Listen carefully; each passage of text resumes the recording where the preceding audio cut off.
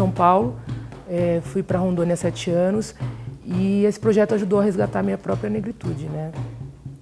Meu nome é Marcela Bonfim, hoje sou fotógrafa, moro em Rondônia, tenho um projeto chamado Reconhecendo a Amazônia Negra, Povos, Costumes e Influências Negras na Floresta, que vem falar sobre o negro da Amazônia, que é um negro pouco reconhecido, na verdade, negro invisibilizado durante todo o processo. Eu vivia entre picos e vales, né, um pouco em cima do muro em relação a isso, e eu consegui resgatar com esse projeto essa questão da negritude, né, da minha própria força, dos meus ancestrais, inclusive.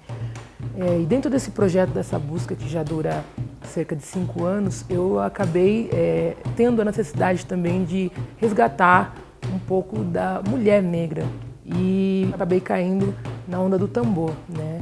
Hoje estar aqui participando dessa vivência para mim é bastante importante, porque eu acho que ajuda a consolidar o que eu venho tentando fazer de forma intuitiva, mas com um direcionamento mais correto das meninas e com explicações bastante interessantes, né?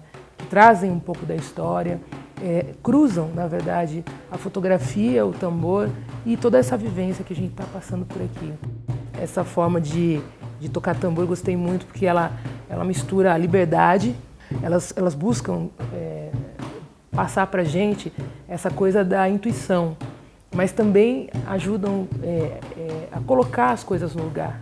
Porque a gente puxa a intuição e fica às vezes um pouco solto, mas elas vêm e abraçam, né? Essa coisa da mulher, né?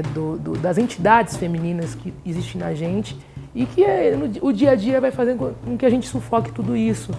Mas um espaço de tempo para que a gente possa exercitar isso é bastante importante. E aí vai aquela onda da intuição, da mulher, do tambor, né? Da história, né?